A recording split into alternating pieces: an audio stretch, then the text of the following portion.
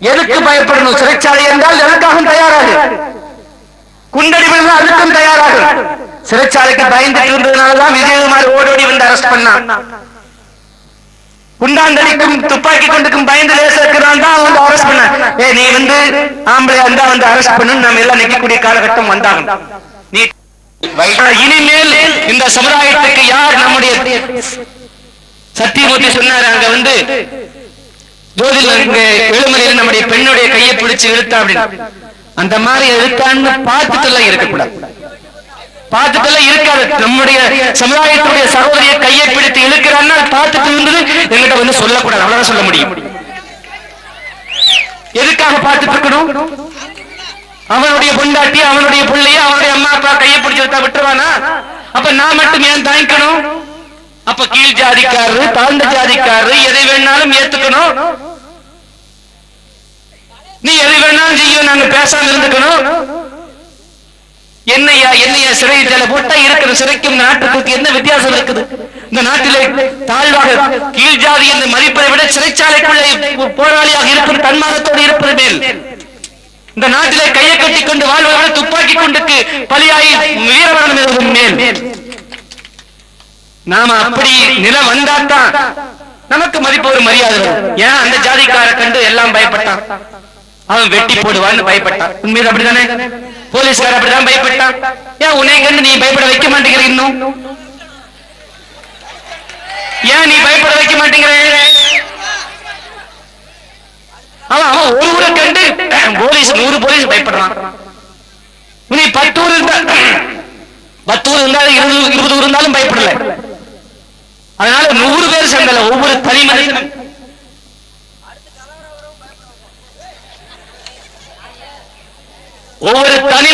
வீரமா இருக்கணும். ஞாபகம், ஒவ்வொரு தனி மனுஷனும் இந்த நாட்டிலே தன்மானத்துக்காக போராடும் என்றால் ஜாதி என்பது ஒட்டுமொத்தமானது மட்டுமல்ல, ஒவ்வொரு தனி மனுஷனுக்கு இருக்கக்கூடியது. அவர் டாக்டராக இருந்தாலும், என்ஜினியராக இருந்தாலும், வழக்கறிஞராக இருந்தாலும், ஆசிரியராக இருந்தாலும், படித்திருந்தாலும் படிக்காவிட்டாலும், பணம் இருந்தாலும் பணம் இல்லாவிட்டாலும், இந்த நாட்டிலே தீண்டாமை என்பது ஒவ்வொரு மனுஷனுக்கும் பிறப்பிலேயே கொடுத்திருக்கிறோம். அதை ஒழிப்பதற்காக நீ 4 பேர் கூட்டம் சேர்ந்து இருக்கணுங்கிற அவசியம் இல்லை, அதுவும் கூடாது. உனக்கு தனிப்பட்ட முறையில் இன்னிலிருந்து ஞாபகம் வச்சுக்கோ.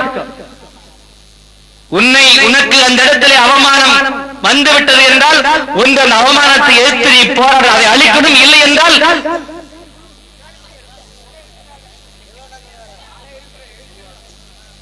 எவ்வளவு காலத்துக்கு நாங்க பார்த்து பிறக்க முடியும்?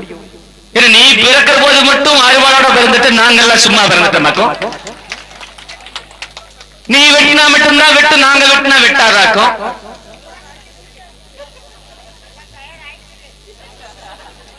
இதெல்லாம் கலவரத்தை தோன்றதில்லை, இதெல்லாம் நாங்க மனுஷனா வாழ்றதுக்கு நான் இதை சொல்றேன். சமீபத்தில் எந்த மீட்டிங்ல இது மாதிரி பேசல, ஏன்னா பேச வேண்டிய கட்டாயத்தை கொண்டு நிறுத்துறேன்.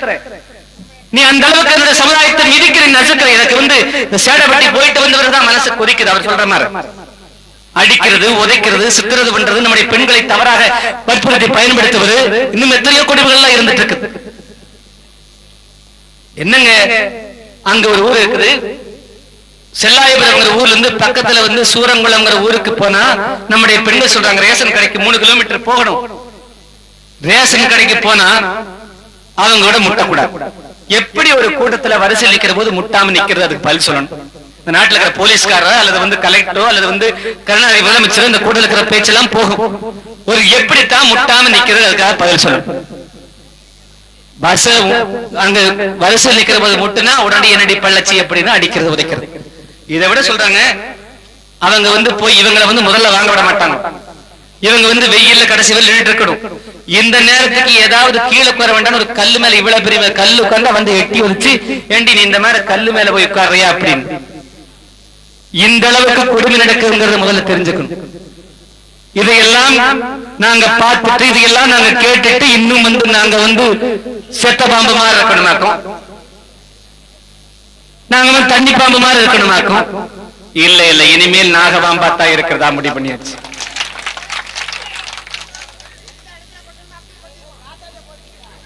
தெளிவுபடுத்திக் யாரா இருந்தாலும் சரி, எந்த ஆளா இருந்தாலும் சரி, நாங்கள் தேவையில்லாமல் யாருடைய உரிமையிலையும் தலையிடுவதாக கிடையாது, யாருடைய சுதந்திரத்திலேயும் நாங்கள் தலையிடுவதாக கிடையாது. ஆனால் எங்களுடைய உரிமை பறிக்கப்பட்ட உரிமை, எங்களுடைய கலாச்சாரம், எங்களுடைய மதிப்பு மரியாதை நாங்கள் மீட்டெடுக்கக்கூடிய போராட்டத்திற்கு இடையூறாக எதிரென்றாலும் அதை தூள் தூளாக்குவதை தவிர எங்களுக்கு வேறு வழியே கிடையாது. எத்தனை காலத்துக்கு நாங்க பொறுத்துக்க முடியும்? இதுக்கு யாரு காந்தி வருவார் சொன்னீங்க, காந்தி வந்தாரு ஒளியிலேயே. அதுக்கு பிறகு காந்தியுடைய வழியில் ஆட்சி செய்யறோம்னு நேரு வந்தாரு, நேருடைய மகள் இந்திரா காந்தி வந்தது. அதுக்கு பிறகு அவருடைய ராஜீவ் காந்தி வந்தாரு, தமிழ்நாட்டில் ராஜாஜி இருந்தாரு, காமராஜ் இருந்தாரு, பக்தவச்சலம் இருந்தாரு, அண்ணா துரை இருந்தாரு, அதுக்கு பிறகு கருணாநிதி வந்தாரு, அதுக்கு பிறகு எம்ஜிஆர் வந்தாரு, அதுக்கு பிறகு ஜெயலலிதா வந்தாரு. இத்தனை பேர் சேர்ந்து ஒழிக்க முடியல. அப்ப நாங்க எங்களுடைய பாதை பார்த்துத்தான் ஆகணும். நீங்கள் எல்லாம் செய்ய முடியாத காரியத்தை இப்ப நாங்கள் செஞ்சுதான் ஆகணும். நீங்கள் செஞ்சிருந்தா நாங்க பேசாம இருந்திருப்போம். நீங்க செய்யறதுக்கு தயாராக இல்லையே. எது கொடுத்தாலும் இன்னைக்கு போயிட்டு வந்தேன்,